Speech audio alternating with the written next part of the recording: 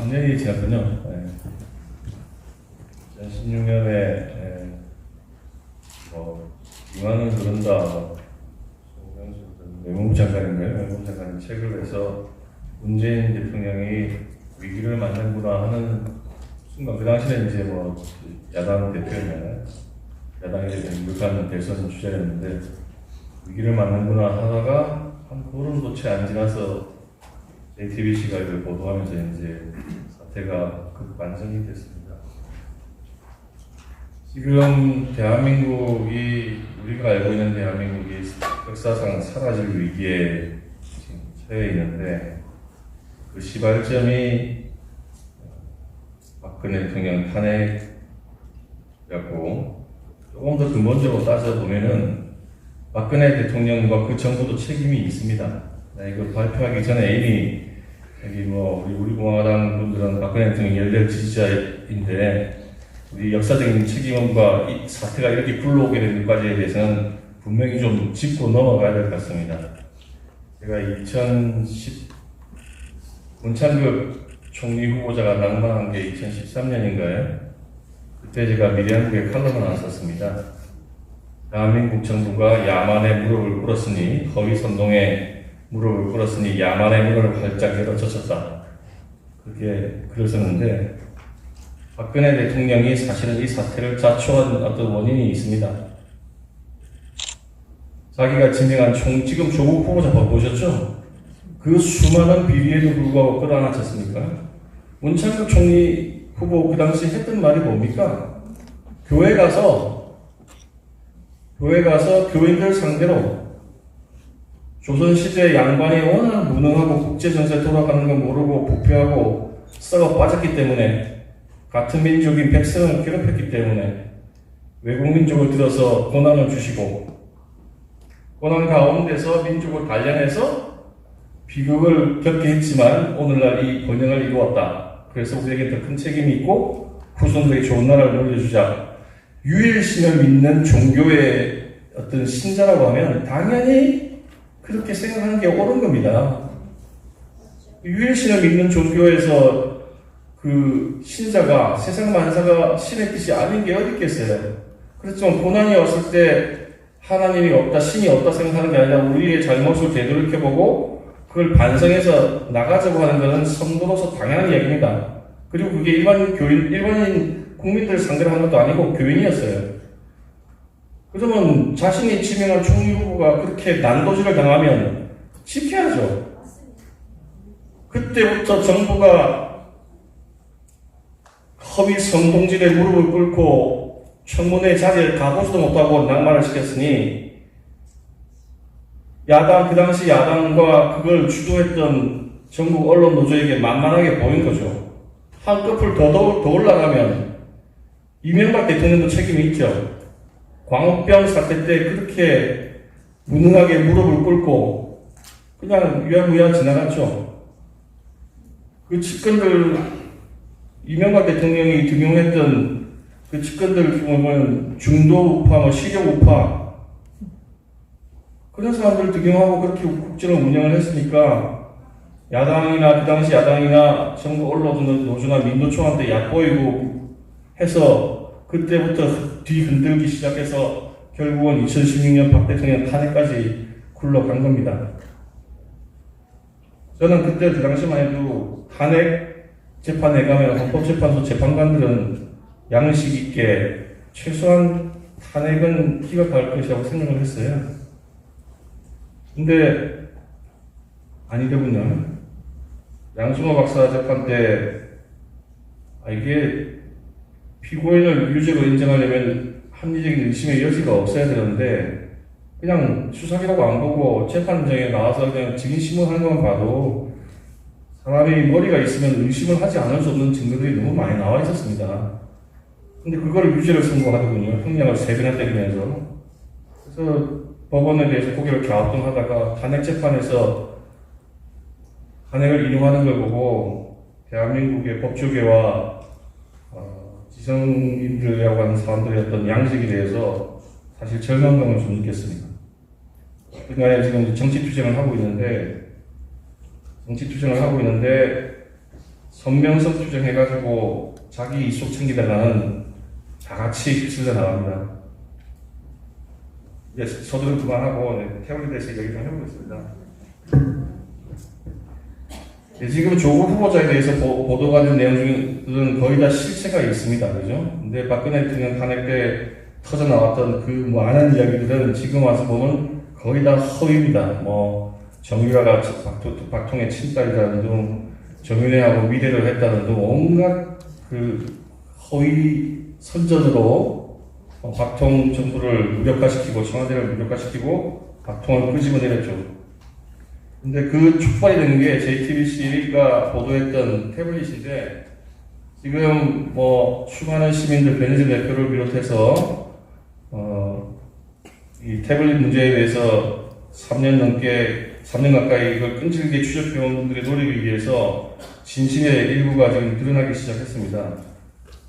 지금 제가 베네즈 대표 재판을 맡아서 수사기록과 재판기록을 보니 이거는 JTBC 문제 혼자만의 문제가 아니고 그 수사를 감당했던 수사팀, 그렇다고 해서 검찰 전체를 적으로 돌리지 마십시오. 지금도 보면 검찰 전체를 적으로 돌리는 분들이 있는데 그렇게 해가지고 절대 정치 투쟁에서 못 이깁니다. 그 수사를 감당했던 수사팀의 일부는 분명히 문제가 있다라고 하는 걸 그렇게 생각하지 않을 수 없는 증거들이 나와 있습니다. 한번 그에 대해서 한번 보겠습니다. 우선 진짜 이 JTBC가 입수하듯이 주장하듯이 태블릿 입수 경위가 그들이 말하는 대로 입수한 것이 맞는가? 수사 기록 및 재판 기록 그리고 보도된 내용을 쭉 검토해 보면 도저히 그 말을 믿을 수가 없습니다. JTBC는 지금 이제 최종적으로 이렇게 주장하고 있습니다. 10월 18일 날 오전 6시에서 7시 사이에 경향신문에서 특정 보도를 했고 그 특정 보도라고 하는 것은 K스포츠를 이용해서 돈을 빼먹으려고 했다 그런 내용입니다.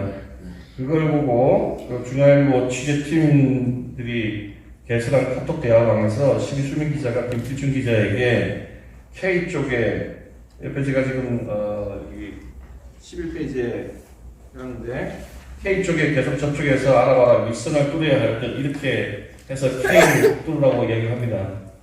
저는 이 K가 스포츠재단, K스포츠재단을 생각하는데 그 친구는 어쨌든 이걸 보고 WK를 찾아갔다고 얘기를 해요.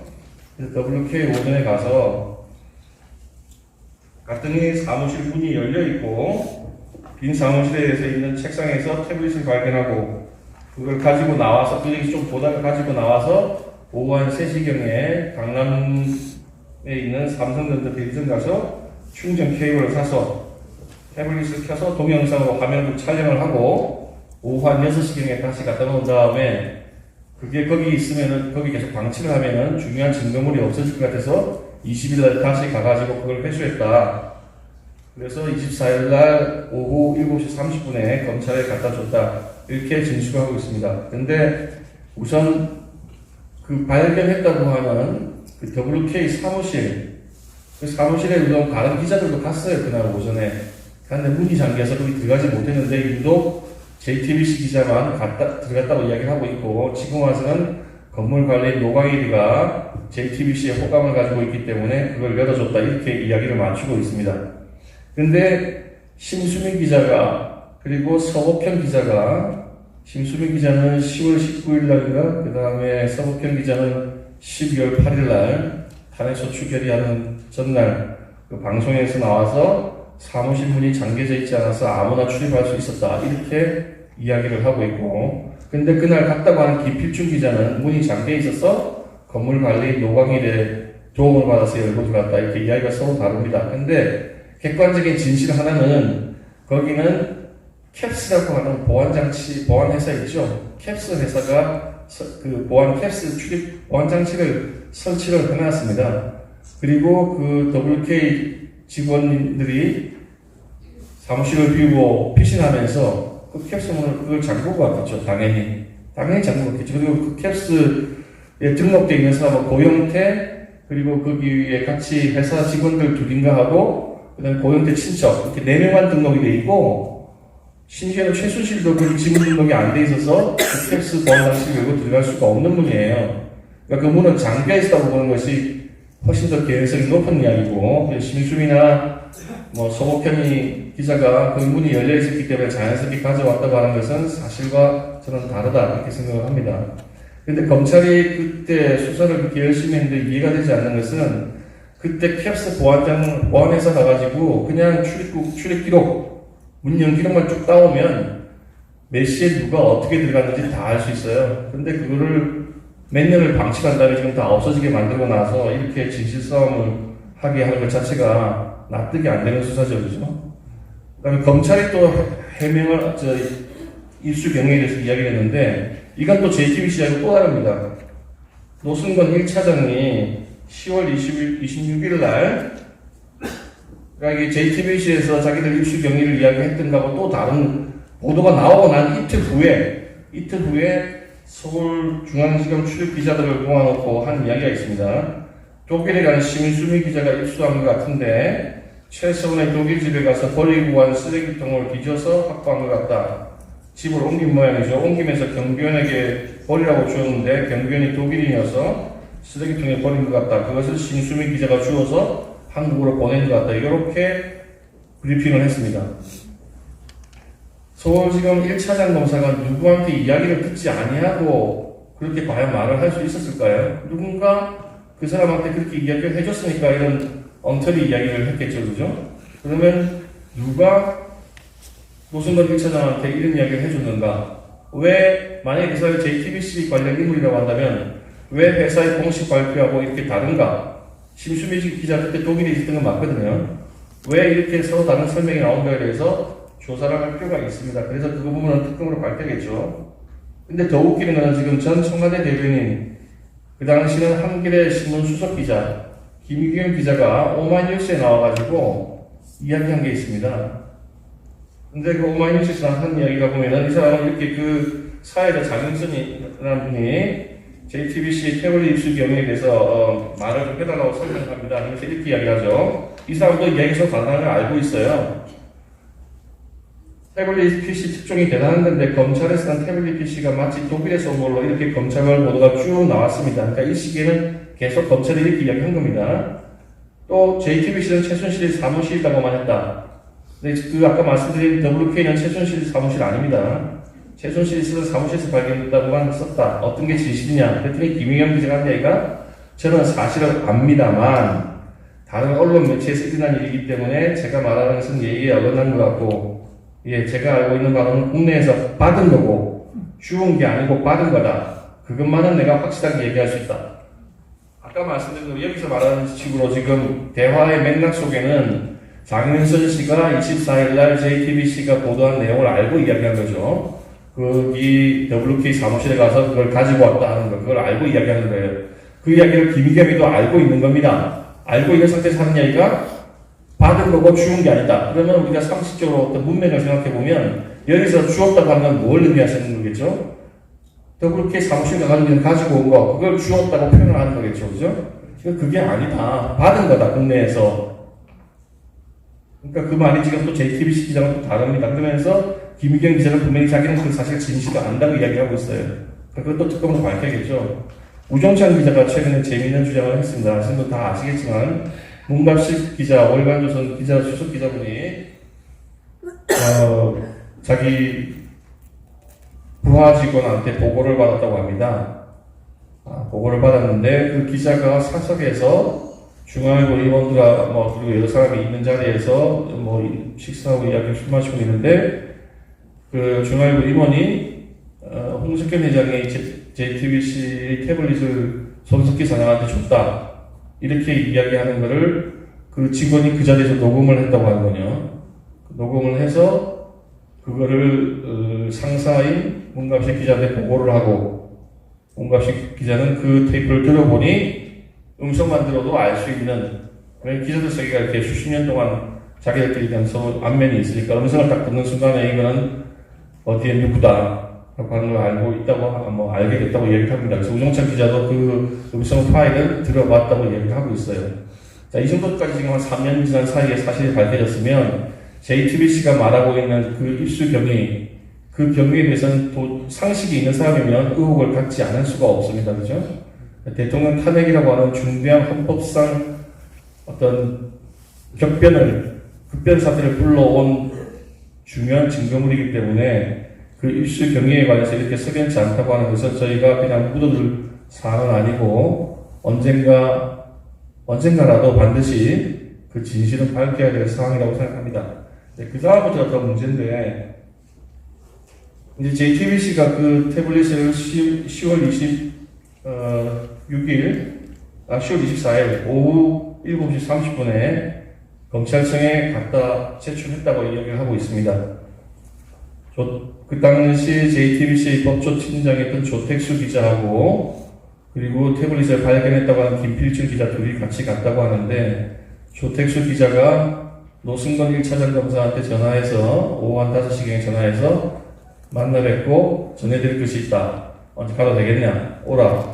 그래서 한 오후 7시 반쯤에 갔고, 김필준 기자는 밖에서 대기하고 혼자서 서울중앙지검 2층 로비, 그게 1층 같지만 2층이에요. 2층 로비의 엘리베이터 앞에서 기다리고 있는데 어떤 사람이 내려와서 노승근 차장이 보내서 왔다. 뭐 해서 그 물건을 받아서 올라갔다고 이야기하고, 그렇게 전해줬다고만 이야기하고 있습니다.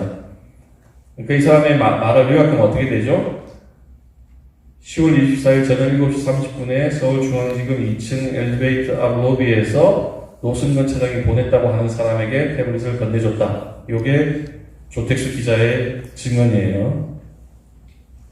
그러면 우리가 검찰에서 보통 증거물을 제출받을 때는 영장에 의해서 하는 강제 압수가 있고, 그 다음에 이미 제출받는 게 있습니다. 이게 둘 다 이제 압수 절차인데, 이미 제출을 받든 또는 뭐 압수수색 영장에 의해서 압수를 하든 그날 조서를 쓰는 것이 검찰의 실무입니다. 24일날 제출받았으니까 24일날 압수조서를 써야죠. 근데 검찰은 24일날 압수조서를 쓴 적이 없어요. 제가 여기 자료화면 15에서 16페이지에 올려놨는데 28일에 가서야 압수조서를 만듭니다. 28일에 가서. 제가 법조 경력이 이제 거의 한 30년 다 돼가는데, 압수물을 제출받으면서 나흘 동안 뛰어들었다가 그 다음에 압수조서를 쓰는 것은 들어보지도 못했고 보지도 못했습니다. 이건 아마 다 대한민국의 역사를 다 뒤져도 경찰이 이미 제출받으면서 당일 작성 안 하고 나흘간이나 있다가 압수조서를 작성했다고 하는 것은 아마 없을 겁니다. 적어도 제가 아는 한에는 들어보지 못한 이야기예요. 근데 그 압수조서의 내용이 조택수 기자의 말과 다릅니다.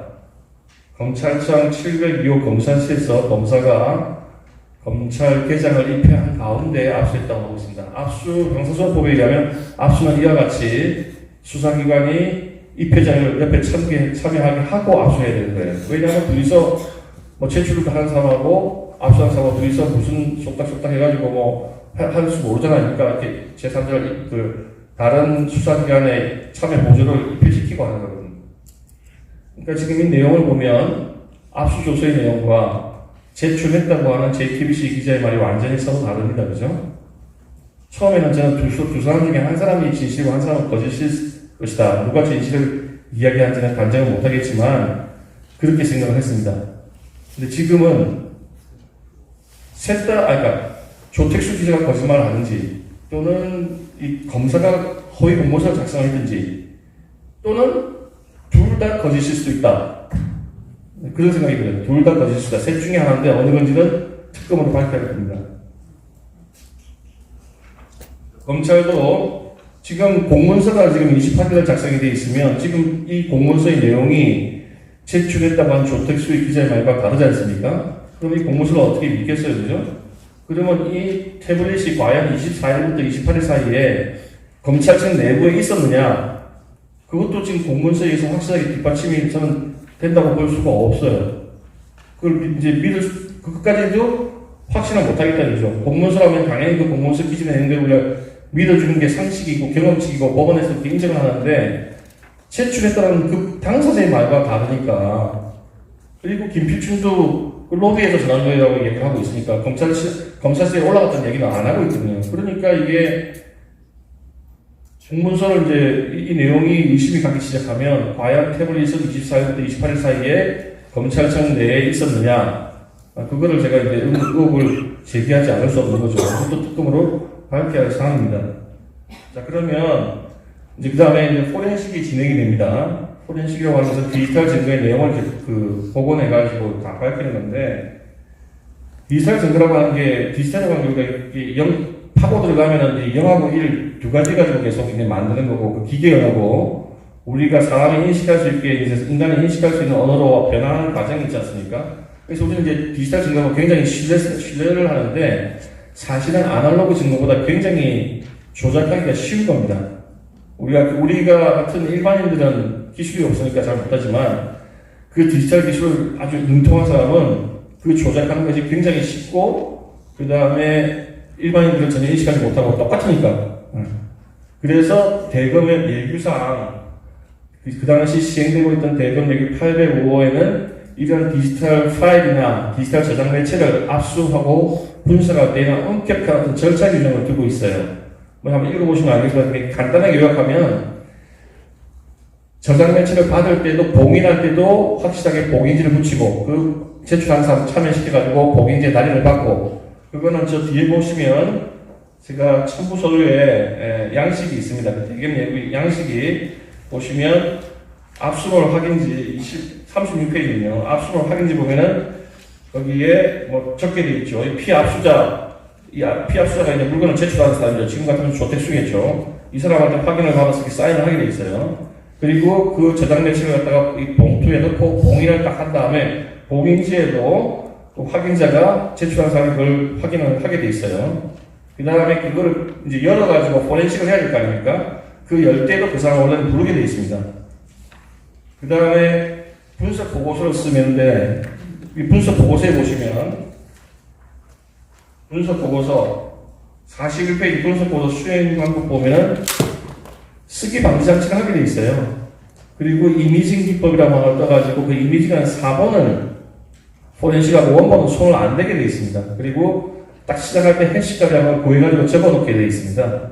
그래서 그 해시값이 하나라도 변경이 되면 그 저장 매체나 파일은 증거 능력이 없어지고 거기에서 나온 것은 다 형사소송에서 증거로 쓰면 안 되는 거예요. 이렇게 엄격한 절차 규정이 있는데, 검찰이 제출받은 2016년 10월 24일 날 포렌식에 들어갑니다. 포렌식에 들어가는데 쓰기 방지 장치를 하지 않았어요. 그리고 이미징을 떠가지고 4번으로 포렌식을 했다고 하는 문서상 기록이 없습니다. 1년 후에 국립과학수사연구소에서 포렌식을 할 때에는 여기 18페이지 보면은 자기는 어떻게 딱 나와요. 데이터 변경 방식을 사용해서 무결성을 보증을 하고, 그 다음에 4번을 가지고 포렌식을 떴다. 이미징해서 이미징한 4번화 해가지고 그걸 가지고 포렌식을 했다고 딱 설명을 해놓고 있습니다. 이렇게 해야 되는 거예요. 검찰은 2010년 10월 24일 날 포렌식을 하면서 이러한 걸 25일 날 했습니다. 25일 날 하면서 이러한 걸 전혀 준수를 안 했습니다. 그 굉장히 문제인 거죠. 근데 더 웃기는 거는, 여러분들 핸드폰 갤럭시 쓰시는 분들은 그 운영체제가 안드로이드입니다. 안드로이드. 그 안드로이드를 이렇게 열어보시면, 이 설정이라고 하는 앱이 있어요. 그죠? 설정 앱에 가면은 뭐 화면, 비밀번호 이런 걸 다 우리가 변경할 수 있게 되어 있습니다. 그죠? 이 설정 앱. 근데 이 안드로이드 운영체계를 포렌식을 하면 여기 설치되어 있는 각종 앱에 최종 사용 시작 시간과 사용 종료 시각이 뜨게 되어 있습니다. 그걸 해봤더니 설정 앱을 갖다가 포렌식 하기 전 6시간 동안 설정 앱을 만진 거예요. 사용 시작 시간이 10월 25일 오전 11시 23분이고 종료 시각이 같은 날 오후 5시 11분이에요. 6시간 동안 만진 겁니다. 6시간. 어느 도단이에요. 수사기관이 포렌식을 하기 전에 그 증거물의 설정 앱을 6시간 동안 건드렸다고 하는 거는 이거는 말이 안 되는 겁니다.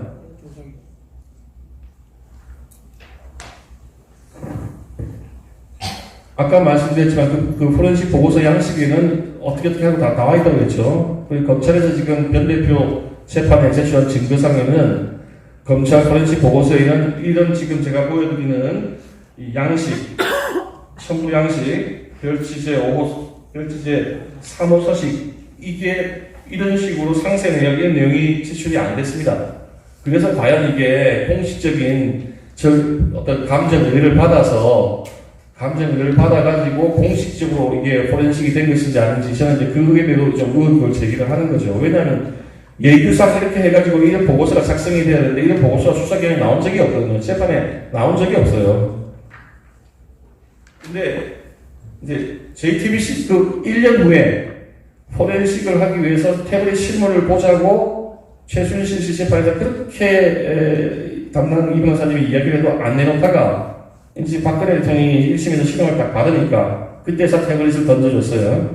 그래가지고 국가수가 2차 포렌식을 했습니다. 2017년 11월 달에 2차 포렌식을 했습니다. 그 2차 포렌식 결과 수많은 진실들이 이제 나오기 시작하는 겁니다. 그 태블릿을 열면 처음에 잠금을 안 하는 분도 있지만 대부분 다 비밀번호라든지 핀번호 아니면 이 잠금 패턴에서 그 보안을 설정을 하죠. 그래서 이 지금 JTBC 태블릿을 어떻게 풀었냐 하니까 김필춘 기자가 하는 말이 자기가 갤럭시 핸드폰을 쓰는데 자기가 이 잠금 패턴을 L자를 하는데 태블릿을 이렇게 L자를 해보니까 우연히 일치해서 풀렸다 이렇게 설명을 하고 있습니다. 뭐 변 대표는 그게 14만 분의 1이라고 어떤 분은 30만 분의 1이라고 그러는데 문제는 그 포렌식을 국가수에서 한번 해보니까 엉뚱한 이제 그 말을 믿을 수 없는 증거가 튀어나온 거죠. 이 잠금 패턴에 관계되는 파일이 이제 제스처 키라고 하는 파일이 있고 device policy.xml이라고 하는 파일이 있는데 거기에 device policy라고 하는 게 잠금을 비밀번호로 할 것인지 패턴을 할 것인지 등에 관한 정보가 저장이 됩니다. 만약에 김필준 기자의 말대로 이거를 최순실 전 누구든 쓰고 자기가 발견하고 난 다음에 L자를 그렸는데 우연히 일치를 했다. 그러면 그 정보를 저장한 파일이 변경될 리가 없죠. 왜냐하면 그냥 저장되어 있는 그 패턴을 그렸으니까 그 파일은 변경되지 않습니다. 그런데 21페이지에 보시면 그 디바이스 팔레스 XML이라는 파일이 수정된 날짜가 2016년 10월 24일 오후 5시예요. 검찰이 제출하기 전 2시간 반 전에 이게 변경이 됐다고 이렇게 저장이 된 겁니다. 그렇게 해서 이제 주장을 했더니 검찰이 변희재 대표 재판에서 어떤 서류를 하나 냅니다. 무슨 어디서 제출된 서류인가 봤더니 도태우 변호사님 등이 JTBC 기자를 갖다가 증거 위조 등의 혐의로 경찰에 고발한 사건이 있어요. 그 고발한 사건에서 경찰이 국립과학수사연구소에 조회를 하고 거기서 회신을 보내줍니다. 회신을 보내주는데 L자 패턴을 그렇게 그린 경우에도 이게 파일이 변경이 될 수 있다라고 하는 회신서가 왔어요. 근데 그 회신을 잘 읽어보면 어떤 거냐면 우리가 이렇게 안드로이드 시스템을 쓰는 갤럭시 폰이나 태블릿을 처음에 열면은 이제 자기가 패턴을 설정하면은 패턴을 입력하라고 화면이 나오지 않습니까? 자, 봐볼게. 그때 거기서 그린 게 아니고 그 회신서가 말하는 거는 설정 앱에 들어가서 잠금 패턴을 변경하기 위해서 그 선정을 하고 그 이제 패턴을 변경하고 나올 거 아닙니까? 그죠? 근데 그 변경을 안 하고 종전과 같이 똑같은 L자 패턴을 그리고 나왔을 때 그때 이 파일이 변경된다. 그 회신서를 보내온 거예요. 그러니까 무슨 말이냐? 제가 말씀드린 거 이해를 하시겠습니까? 김필춘 기자는 처음에 태블릿을 켰을 때 여기 바로 나온 첫 화면에서 그린 걸 이야기하는 거고 검찰이 변경이 없다고 하는 거는 설정 앱에 들어가면 이렇게 설정 앱에 들어가면 여기 잠금 화면이 나오지 않습니까? 이 잠금 화면을 선택을 하면 다시 여기 보면은 뭐 화면 잠금 방식 이런 게 나오지 않습니까? 이렇게 해서 패턴 부분에 가가지고 그 패턴을 그리라고 할 때 종전과 같이 똑같이 L자 패턴을 그리고 나왔을 때 그러니까 L자 패턴을 그린다고 하는 것은 똑같은데 그거를 어느 단계에서 하냐는 완전히 다른 거예요. 그죠? 그 다른 거를 국립과학수사연구소에서 질의를 해놓고 L자 패턴을 그렸어도 디바이스 팔리스.xml이 변경된다. 그런 회신서를 받아가지고 그거를 회신서로 이렇게 받아놓고 나중에 이제 거기 아마 도면서 그 기록에서 그걸 이용하려고 덤벼들 거예요. 그래서 제가 그 재판 과정에서 검찰에서 이 증거는 우리 이 변희재 대표의 재판 절차에서는 한 번도 나오지 않았던 증거고 우리가 반드시 뭔가 할 수도 없는 증거인데 이따위도 의견을 쓰면 안 된다 해가지고 그건 제출을 못하게 막았고 그거는 그거를 쓴 사람은 이제 재판 절차에 부를 테지만 그거는 재판부나 수사기관을 호도하는 짓을 합니다. 속이는 짓을 하는 거예요. 그냥 원래 설정되어 있던 패턴을 화면 위에 아무리 그려도 이 파일은 변경되지 않습니다. 이 파일이 10월 26일 날, 10월 24일 날 오후 5시에 변경됐다고 하는 것은 패턴을 새로 설정을 했든지 종전 패턴과 다른 패턴을 설정을 했든지 그거예요. 그 다음에 JTBC가 한참 초기에 열심히 이거 최순실이라고 이야기하면서 쓴 화면이 최순실을 선생님이라고 하는 그 보도화면 처음 시작할 때 이 화면 있지 않습니까? 이 화면. 그때 이제 일반인들은 이야기했죠. 아니 최순실 끄면은 카카오톡에 이쪽에 나와야 되는데 왜 최순실이 이쪽에 나오냐. 이건 상대방일 때 나오는 거지 화면 위치가 틀렸다고 많이들 이야기를 했습니다. 왜 저렇게 되지? 최순실 거라고 하는데 왜 저렇게 되지? 이야기했죠. 포렌식 결과 어느 정도 왜 그렇게 나온지 어느 정도 그 뒷받침된 증거가 나왔습니다. 안드로이드 시스템 중에서 여러 가지 파일이 있는데 여기 24페이지 보시면 com.android.context 그리고 낮은 슬래시에다가 preferences.xml이라고 파일이 있습니다. 이게 이제 주소록이라든지 또는 어카운트 계정에 관한지 그런 어떤 약간의 변경이 되면 백업 파일을 생성하는 그런 파일입니다. 지금 포렌식 결과 이 백업이 JTBC가 입수한 이후로 한 100개 가까이 백업이 됐어요. 백업이. JTBC는 전원만 키워 백업이 된다 이렇게 이야기 주장할지 모르지만은 그렇게 주장할 수 없는 사유가 있습니다. 저희가 이 백업 100몇 개를 일일이 하나 다 파일을 다 열어봤어요. 열어봤더니 73번까지는 선생님이랑 내용이 없었습니다. 그러니까 보통은 백업을 하면 번호가 뒤에 있을수록 최신인데 이 XML 파일은 백업의 숫자가 낮을수록 최신이고 숫자가 클수록 제일 처음에 백업된 거예요. 그러니까 75번보다는 73번이 최신이고 73번보다는 72번이 새 겁니다. 73번까지는 선생님이라고 하는 닉네임이 없었는데 72번 백업을 열었더니 거기 선생님이라는 닉네임이 나온 거예요. 그러면 무슨 말이죠? 전원을 켰다를 100만 번을 해도 닉네임 선생님 없던 게 선생님이 들어가지 않습니다. 누군가 그 닉네임 설정에 들어가서 선생님이라고 닉네임을 쳐넣었기 때문에 이게 나온 거예요. 그 시기를 보시면 언제예요? 10월 22일입니다. 2016년 10월 22일. JTBC가 태블릿을 보관하고 있다고 자기들이 주장하는 그 기간 동안에 이게 벌어진 거예요. 해명을 해야겠죠. 네. 그 다음에 국가수 포렌식을 했는데 검찰의 포렌식이 또 문제가 있다는 게 더 나왔어요. 뭐가 나왔냐? 아까 말씀드렸지만 안드로이드를 포렌식하면은 앱의 최종 사용 시작 시각, 종료 시각 나온다고 그랬죠. 이번에도 설정의 사용 시각이 나왔어요. 그래서 사용하면 안 되는데 또 사용한 거예요. 근데 아까 제가 말씀드렸지만은 2016년 10월 25일 날 6시에 썼습니다. 근데 예를 들어서 3일 후에 썼다고 합시다. 그러면 10월 28일부터 쓰기 시작해서 29일에 썼다고 이렇게 나와야 될 거 아닙니까? 그죠? 포렌식을 딱 했더니 이 사용 시각이 언제로 나왔냐? 10월 20일 오후 7시부터 10월 21일 오후 8시로 나왔습니다. 25시간 쓴 걸로 나왔을 뿐 아니라 아까 검찰이 할 때 6시간 썼죠? 25시간 쓴 걸로 나왔을 뿐만 아니라 5일 앞으로 땡겨졌습니다. 25일이 아니고 20일부터 쓴 걸로 나왔어요. 그러면서 25시간 쓴 걸로 나왔습니다. 그러면 이게 뭐죠? 어떤 파일의 시각에 관한 시스템을 건드렸다는 얘기죠. 그러지 않으면 이렇게 될 리가 없죠. 그냥 다시 그냥 썼으면은 쓰는 것도 안 되지만은 그냥 다시 썼으면은 29일, 30일 이렇게 나와야지. 20일과 20일 사이에 역전이 있다는 얘기는 그 파일의 시각 설정 시스템을 뭔가를 건드렸으니까 이런 모순점이 나오는 겁니다. 저는 그렇게 생각을 하는데 검찰에 대해서는 여기에 대한 어떤 해명을 안 하고 있어요. 그 다음에 아까 말씀드렸지만 제일 처음에 디지털 증거를 포렌식할 때 해시각이라고 하는 걸 구한다고 했습니다. 그러면 우리가 이제 컴퓨터를 쓰시면 C 드라이브, D 드라이브 이렇게 다 아시죠? 근데 드라이브 하드웨어는 하나만 설치했는데 C 드라이브, D 드라이브가 나옵니다. 그냥 논리적인 구분이거든요. 논리적으로 이렇게 드라이브를 설정하는 걸 우리가 파티션이라고 해요. 파티션. 그래서 파티션을 2개 설정하냐, 3개 설정하냐, 뭐 그거는 이제 자기 기술적으로 하는 건데, 이 태블릿에는 파티션이 5개가 있었습니다. 5개가 있는데, 포렌식을 해보니까, 1차 포렌식 때 해시값과 2차 포렌식 때 해시값이 파티션이 4개, 그러니까 다시 말하면 그 4개의 논리적인 디스크에 있는 파일들은 보관하고 있는 기간 동안에 수정 변경이 가해진 겁니다. 이렇게 이야기하면은, 그거는 전원을 켰다 껐다 하면서 변경이 생긴 거야. 이렇게 이야기를 하겠지만,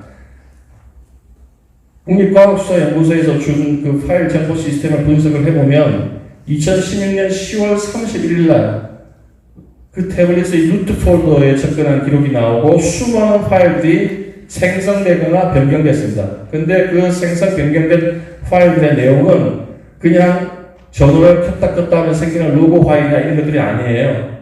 굉장히 근본적인 파일들이 수정되거나 변경된 거예요. 그 중에 하나는 데이터 모뎀이라고 하나요? 그 데이터 모뎀을 제어할 수 있는 파일도 수정 변경됐습니다. 그러니까 다시 말해서 인터넷이나 무슨 유선통신에 연결시켜가지고 파일을 다운로드 받을 때 쓰는 그런 어떤 모뎀 제어 파일이 수정 변경이 된 거예요. 썼으니까 변경이 되겠지. 그런 증거들이 지금 28페이지, 29페이지에 쭉 나와 있습니다. 그 다음에 이제 저희가 이 카카오톡 대화를 굉장히 많이 이야기를 했는데, 1차 검찰 포렌식 결과에는 카카오톡의 채팅방이 445개가 있었습니다. 정상적으로 다 복구된 게 35개. 그 다음에, 정상이, 카카오톡 채팅방 정상이 312개. 그 다음에 알 수 없음이 133개. 그래서 총 445개예요. 그럼 이 정상이라고 하는 채팅방은 사실상 포렌식으로 복구를 하면 다 복구될 수 있습니다. 거의 다 복구될 수 있어요. 카카오톡보다 보안이 훨씬 좋다고 하는 텔레그램, 이번 드루킹과 김경수 지사 사건 아시죠? 그때 텔레그램의 대화가 거의 다 복구했습니다. 싸그리 다 복구했어요. 그래서 아주 대화가 생생하게 복구돼서 갔다고 들었습니다. 근데 1년 후에 지금 국과수에서 포렌식을 했더니 채팅방 남은 게 30개 남았어요. 415개가 날라갔습니다. 이거에 대해서 이야기를 하면은 프로그램이 달랐거나 버전이 달랐기 때문에 이야기하는데, 제가 포렌식 전문가를 만나서 물어봤어요. 그랬더니 하는 얘기는 프로그램의 종류나 같은 프로그램의 버전에 따라서 정상 복구시킬 수 있는 것과 없는 것, 그 차이는 있을 수 있다. 그러나 채팅방 개수가 달라질 수는 없다. 성능이 좋으면 더 많이 복구하고 뭐 그럴 수는 있겠지만은 채팅방 자체가 410개가 차이 난다? 이거는 있을 수 없는 일이다. 그러니까 이것도, 그럼 내가 이제 이게 삭제가 돼서 이렇게 있다고 치면 그거 다 복구할 수 있냐 했더니, 시간만 많이 주면 지금 기술로는 거의 다 복구가 될 것이다. JTBC는 지금 그 변희재 대표 등이 이 태블릿 문제에 대해서 공격을 하고 탄핵 때부터 그쪽은 보면은 어떤 중요한 이슈가 올 때마다 보도를 막 흔듭니다. 허위 보도를 하기도 하고 또는 억지 주장을 하기도 하고 막 그래요. 그 중에서 대표적인 게 지금 변 대표가 기소도 됐지만은 태블릿을 가지고 대통령 연설문을 수정했냐 안 했냐 하는 게 있어요. 근데 지금 그 인터넷에 떠있는 기사에 보면은 심수미가 하는 말 중에서 최순실이 태블릿을 들고 다니면서 연설문을 수정했다 이렇게만 나와 있어요. 근데 동영상을 보면 최순실이 태블릿을 들고 다니면 그걸 통해서 태블릿을 연설문을 수정했다 이렇게 나옵니다. 그러면 그걸 통해서라는 얘기는 태블릿 가지고 거기 있는 연설문을 수정했다 그렇게 보이겠죠? 근데 인터넷에 올라온 기사에는 그 부분을 싹 빼고 지금 게시를 해놨습니다. 그리고는 변 대표를 고소할 때는 자기들은 태블릿을 이용해서 연설문을 수정했다고 보도한 바 없는데, 변 대표가 자기들이 태블릿을 이용해서 연설문을 수정했다고 보도해놓고도 보도하지 않았냐 우기고 있다. 그렇게 거짓을 사실을 유포하고 있다고 지금 변 대표를 고소를 한 거예요. 근데 지금 제가 좀 대한민국 부분에 실망하는 거는 1심 변호사도 그 지적했습니다. 하고 증거도 다 냈어요. 냈는데 그거를 그냥 유죄 판결을 쓰는 겁니다. 그거는 한두 시면 최소 고쳐지겠죠. 그 다음에 2017년에 국립과학수사연구소에서 포렌식을 하고 나니까 JTBC에서 국가수, 태블릿 조작 수준 없었다. 조작설에 쐐기를 박았다. 검찰의 결론을 완전히 확인시켜줬다. 이렇게 보도를 합니다. 이거 생 거짓말입니다.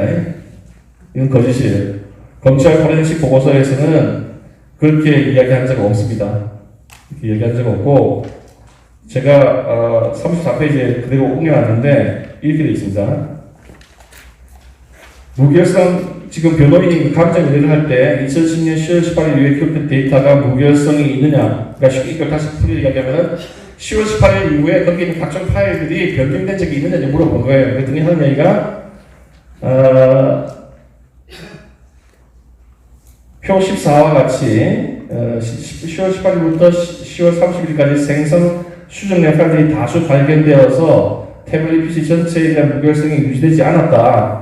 근데 지금 검찰은 이 지금 파일들이 그냥 전원을 켰다 켰다 하면 수정 변경되는 그것들이라고 얘기하는데, 아까 말씀드렸지만은 제가 표로 보여드렸지만 그럴 수 없는 파일들이 있다는 거죠. 그러면서 여기 뭐라고 이야기되어 있냐면은 부팅되는 것만으로도 다수의 파일이 생성 변경되는 건 맞죠. 그런데 지금 사건과 관련된 파일 단위의 무결성 파일의 해시, 그게 문제가 되는 파일들이나 어떤 전원을 켰다 켰다 하면서 생성되는 것 이외의 파일들이 생성 수정 변경되는지 확인하려면 어떻게 해야 되냐면 사건과 관련된 파일 단위의 무결성을 파일의 해시값, 파일 관련 정보들의 연관성, 다운로드 로그, 이메일 로그, 임시 파일 데이터, 캐시 데이터, 파일 시스템 등의 시간 정보들을 전부 다 확인해 봐야, 그래야 그 파일들이 생성 수정 변경된지 여부를 자기들이 판단할 수 있겠다. 이 여기서는 그렇게만 기재를 하고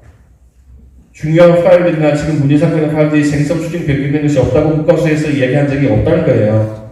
그런데 JTBC는 아까 말씀드린 이 앞부분, 전원을 켜서 태블릿 PC가 부팅되는 것만으로도 다수의 파일이 생성 수정 변경된다. 요것만 딱 따가지고 지금 문제가 된 모든 파일들이 그렇게 생성 수정 변경된 것이라고 우기고 있는 거죠. 그러나 제가 말씀드렸지만은 그렇게 생성 수정 변경될 수 없는 성질의 파일들이 많이 있어요. 아까 저희 보여드렸지만은 아까 디바이스 policy.xml 같은 거 부팅을 10,000번을 시켜보세요. 변경 안 됩니다. 실제로 김필준 기자가 설정한 그 패턴 2년이가 지나도 변경이 안 됐어요. 그 파일 수정 설정된 시간 그대로 되어 있습니다. 그건 또 증거로 나와 있어요. 그 외에는 여러 가지 문제점이 많지만 굵직굵직하고 중요한 것들 지금 말씀을 드렸습니다. 지금 이제 이 문제가 이런 정도의 과학적인 증거가 나왔기 때문에 이걸 어떻게 전파해 나가서 국민들을 설득하느냐 하는 것이 문제인데, 한 3년간 대한민국이 굴러가는 걸 이렇게 보면서는 한국 사회는 진실이 존중받지 않는 사회입니다. 양승호 박사 사건 때도 진실이 존중받지 않는다고 내가 느꼈고, 그거는 우리가 오익이라고 생각하고 있는 사람, 보수라고 생각하고 있는 사람, 도와주겠다고 왔던 사람도 어느 날 갑자기 아니라고 돌아서는 경우도 내가 봤고, 의사인 사람도 그렇고 의사인 아닌 사람도 그렇고, 그러니까 이런 우리 자료를 가지고 이걸 어떻게 전파해서 다수의 국민들을 설득해 나갈 것인가에 관해서는 아주 유연하게 생각을 해야 됩니다. 박근혜 대통령 억울하게 지금 감옥 생활하고 있죠. 저도 굉장히 억울하다고 생각합니다. 땡지 한 푼 받은 거 없는 분이잖아요. 땡지 한 푼 받은 거 없는 분인데, 어쨌든 억울하게 당했는데 언론 매체가 다 장악되고 있는 상태에서 어떤 방식으로 접근을 해야 그분이 좀 더 빨리 자유를 찾을 수 있을 것인지, 그 부분에 관해서는 좀 지혜를 모아야 한다. 자기들이 각자 생각하는 게 있죠. 각자 생각하는 게 있어 의견이 좀 다를 수 있는데, 큰 목표를 위해서는 우리가 어떻게 힘을 합치고 어떤 투쟁 방법을 선택할 것인가. 그냥 가장 선명한 주장하면 좋죠. 내 기분도 시원해지고 나는 정의로운 것 같고. 근데 지형 전투를 하는데, 정치 주제는 전투지 않습니까? 전투를 하는데 지형 지세가 이게 지금 그냥 직선 공격을 하면 다 총알 맞아 죽게 생겼는데 계속 돌격 앞으로 하는 게 맞는 건지, 스파이를 보내서 저쪽 지형을 어지럽히고 난 다음에 우회 공격을 하는 게 맞는 건지, 그런 거 하여튼 일선에서 정치 투쟁하는 분들이 머리를 맞대고 사심없이 좀 논의를 해봐야 되는 거 아닌가 그렇게 생각합니다. 3년 동안 계속 주말에 나와서 태우기 힘들었잖아요. 물론 그런 게 없었던 거가 지금 맞습니다. 그런 어떤 우리 정황의 뭉침마저 없었으면 지금 그야말로 문주 왕주가 돼 있겠죠. 예, 그야말로 문주 왕주가 돼 있을 때 그렇게 저항 뭉침이 있었으니까 그나마 여기서 멈춘 거라고 생각을 하는데 이제 그 에너지를 어떻게 좀 더 효율적으로 쓸 것인가에 관해서는 정치 일선에 있는 뭐 국회의원들이나 시민운동을 하는 분들이 머리를 맞대고 어떻게 하는 것이 국민들의 에너지를 좀 더 효율적으로 쓸 것인가 좀 생각을 해주시면 감사하겠습니다. 네, 이상 마치겠습니다.